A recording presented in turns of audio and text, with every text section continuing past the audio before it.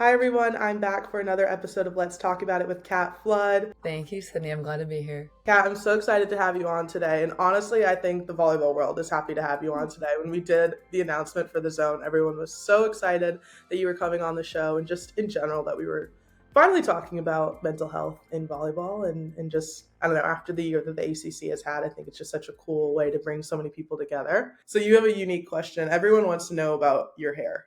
Oh It's yeah. probably the most iconic hair in sports since probably Dennis Rodman. Like you're like doing like your merch and stuff like about Bro. your split hair. Can you like tell us about that? Yeah. Beginning of my junior year and my sophomore year, I had like the front blonde and like the under blonde.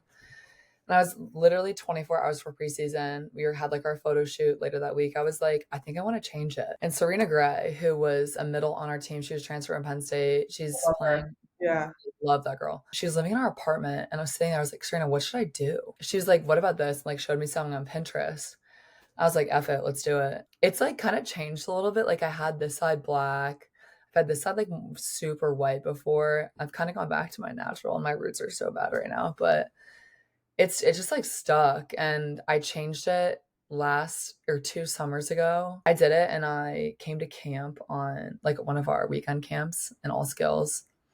And I came and one of the little girls came up to me and was like, "Where's Kat?" I was like, "Oh my gosh."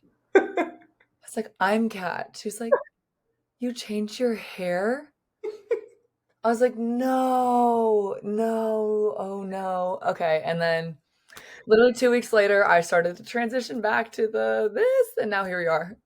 That's so funny. Like they literally didn't know who you were. I was like, "That's so sad." Like So are you literally. stuck with it forever now? Do you feel like as long as you're a volleyball player, are you always gonna have the split? Ugh, I had a traumatic experience with a hairdresser in January. I hate people touch my hair because I do Mhm. my own roots and I do like all of like my cutting. I went and was like, I'm gonna chop like 6 inches off. I'm gonna get my roots done. I'm gonna get da da da whatever. That'll be the first step like of transitioning out of the hair. I did not get it cut. I walked out of there with my hair wet and I didn't get anything done. So it was just I've decided that I'm gonna keep it for now. Oh my gosh, that'll be a really great NIL deal. Like guys, like tap into that. That'd be Like, hilarious. why did I not come up with that? Like That needs to. You should. That would be good. It's like Jared McCain with his nails. Like you could really do something like that. I know. I should think about that. Yeah, you should. Trying to Uh, get my like influencer era right now. so I saw a clip. I think during the Final Four of your coach saying that you're like the most famous seventh man in college volleyball or something like that. Probably. I mean, I didn't even know he said that.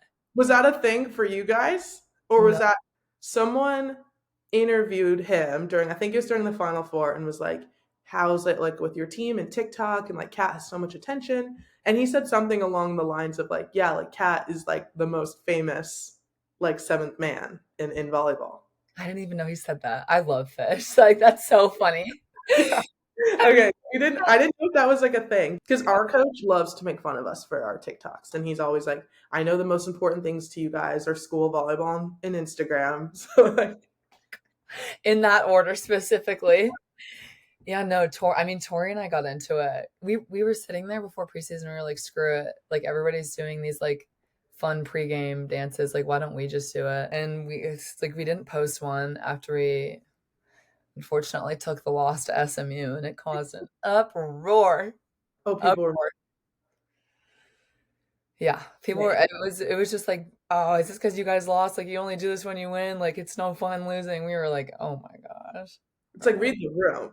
Like Read we're not thinking the about TikTok right now. Tori was like sending me comments and stuff like that. I was like, I can't even. I was like, I don't even care. Okay, so I want to talk a little bit more about this like social media stuff. It's a really big thing with mental health right now with athletes that people aren't really talking about, like the social media part and the NIL part. People are worried so much about how are athletes going to get paid and compensation and deals and like all of this, but they're not thinking about like athletes are basically becoming like child stars right now and people are like commenting on our lives. I remember in high school, like I played at Cathedral Catholic in California and I played at Coast. People on prep volleyball and like Volley Talk would be talking about us. And it's like, seriously, like I'm like a 17-year-old. Like partly you're excited. You're like, oh, people are talking about me, but you're also like, wow, like it This is has a whole ugly side to it. I haven't experienced it really in college though, just with the schools that I've gone to. What's it like at Pitt? Yeah, obviously we've had a lot of success over the past 4 years. When the underdog gets like the most success, they call it luck or they call it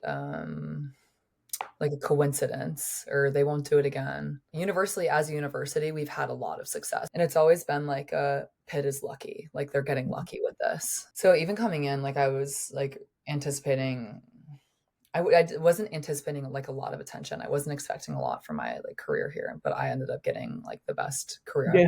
like could have even dreamed of. And in terms of social media, we've been pretty fortunate to not have dealt with a lot of the things that other universities have. Like I understand Nebraska goes under a lot. Understand Wisconsin has been through a lot. I think we've been lucky with our leaders like Fish and Kellen and my assistant coaches, whoever they've been, have handled it really maturely. And we don't talk a lot about Volley Talk. I know our assistant coach religiously does read it, but it never gets brought up to us.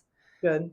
I feel like you've gone through it for so long for the past 4 years, and you're able to kind of give some mentorship and advice Mm. to other athletes going through the same thing, whether it's like people in college right now or, Oh, you yeah. know, a lot of the girls who are like getting recruited right now and trying to go to school. God, Cause yeah. like this is something now that honestly you have to think about like when you're getting recruited is like NIL for sure, Mhm. because sometimes it's part of your deal now with scholarships. You have to think about mental health resources, which we're about to get into, and you have to think about like what is the team that I'm getting into? What are the dynamics? How does all of this attention and just everything affect like the locker room? Yeah, I mean, the locker room is like one of my favorite places to be. We don't have like a brand new facility, so we don't have like a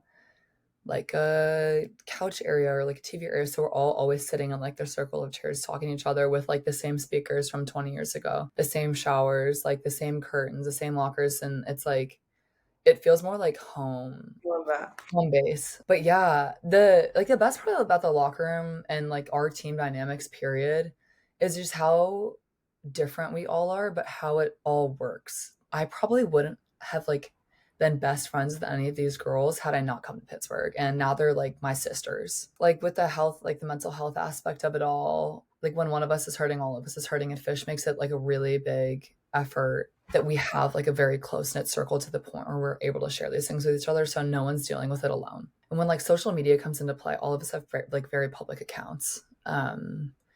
That like I know that all of our coaches keep an eye on, our SID keeps an eye on it. Like we're all on each other's accounts. So whatever may be happening is like doesn't go unspoken. Wait, that's so good. Like I'm so happy to hear that because like you just don't hear that from teams all the time, especially like top teams. Like I it's know. just it can be such a mixed bag. Like some Totally. really benefit from that really close knit culture, and some benefit from like check in, check out. Going back home, or like going to see other college players, like it's everything is so different. What you said about the locker room was really interesting to me and like cool because I feel like people wouldn't really know that about Pitt because everyone assumes that like every school has like a crazy locker room and it's insane. For my like grad year when I was like touring around and stuff, like a lot of schools were kind of shocked on some of my visits that I didn't care. Uh-huh. I was like, Okay. does that make you like hit harder? Does it make the girls nicer? Like, what about this space is like beneficial to me? Sometimes, sure, like having a great locker room and all the benefits can be like a sign of how well your team is taken care of, but there's resources that are so much more important through an athletic department, like through a team. Do you guys have like mental health resources or is there anything like that at Pitt that Oh you've yeah. been able to take advantage of? Best thing that we've done as a team is we have like a sports psychologist. His name is Bernie Holiday. He works for the Pirates. We do like weekly meetings with him. He's phenomenal. Finding out that that wasn't like a common resource Mhm. for teams is like pretty frustrating to me because he's shaped like the way that I look at, I guess, like stress and performance anxiety. I haven't utilized like our two mental health professionals probably as much as I should, but I like our my head coach and my assistant coaches are just like so I feel like they're just so wise about stuff like this. And I feel very comfortable like going to them and like having a pretty open, honest conversation. And the worst part about it is like they are like mind readers. So like I won't even know that I'm having like a bad mental day, and they'll be like, hello, Mhm. you're okay. Like, it's okay. And I'm like, okay.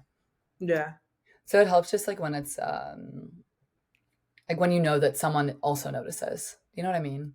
Yeah. I want to pivot a little bit more, like keep going into you and your experience at Pitt. Can you talk a little bit about your role on the team over the last 4 years? Like, obviously, as a team, you guys have had like crazy success, but I'm sure like for you, it's probably been a bit up and down. Yeah. I mean, the worst. Okay, I'm going to start from the beginning. I came in during COVID. I did not prepare well. I could not play volleyball before I came. I was not working out like I should have. And I'll take the blame for all of that, but it like definitely made me struggle my first year and a half, 2 years. And so, I guess like halfway through like my sophomore year, I want to say, I wasn't taking volleyball as seriously as I had like should have been. And I just remember it hit like a March in like 2022, and I was like, screw it. Like, what if I just pour everything into this? I started taking workouts more seriously. I started taking practice more seriously. And my junior year, I started to be like I found out I had a great serve. I was like, this could be fun. And that granted, I was a walk-on and behind some of the best players in the country on the outside. I decided I was just going to be a really great seventh man.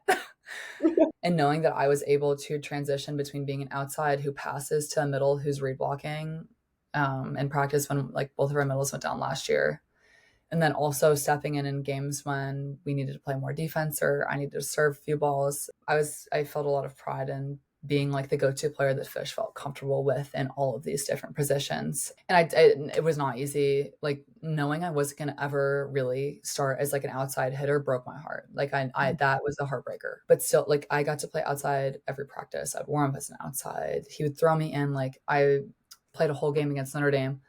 I've gotten in like all of these moments, and it just makes it more special in like Yeah. a weird way. Definitely some place where I struggled, but it's like I had so much support behind me and people who like loved me in this role that I was just like, this is great.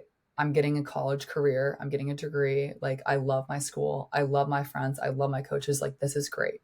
That's amazing. I feel like we have a lot of shared values in that way and like shared experiences. Like just hearing what you're saying of like, I looked inward and realized like, hey, like the common denominator here is me. Honestly, first, like, am I happy with the situation? Mhm. If I wanted to change, like, what does that look like? And am I willing to do it? And then you start doing it and Mhm. you realize like, okay, it's not going exactly the way I wanted. I'm not going to be the starting outside, but I still have other opportunities here and I'm going to pour into them and I'm not going to ignore those opportunities because they're not what I wanted and they're not the shiny thing. Like I really really admire that. Like that's amazing. And like I hope that if people are taking one thing from this episode that it's not like the tea of the final four or not about like the hair and her special shampoo. It's Mhm. like that recognition and like Mhm. taking that with them because if Yeah. you want to play like Power Five volleyball, like that Oh, humility and that grind is like what it's gonna be. It's not the locker room. for It's sure. not. It's not the TikTok. It's that mentality. Like That's point amazing. blank period. Yeah. Period. I mean, it's like if you want to play college athletics, it's gonna break your heart. Like one too many Yes. times, you're gonna have to be able to pull it together. Yep. Like it doesn't matter how many points I've scored. Like I've realized like kills per set, like setting a record. I'm like, I literally just love volleyball and I like love to be involved. And like, you know what? So be it. Like I could have worked harder 5 years ago, but so what? Like I'm here now. Kat, thanks so much for coming on the show. You've said such great things on this episode. I can't wait for everyone to hear this. Well, thank you for having me. I was glad to be here. Hey guys, it's Sydney. I hope you enjoyed this episode of Let's Talk About It, sponsored by The Zone, the wellness co-pilot for sports organizations. For more info on The Zone, check out itsthezone.com or It's The Zone on Instagram, and I'll see you guys next week.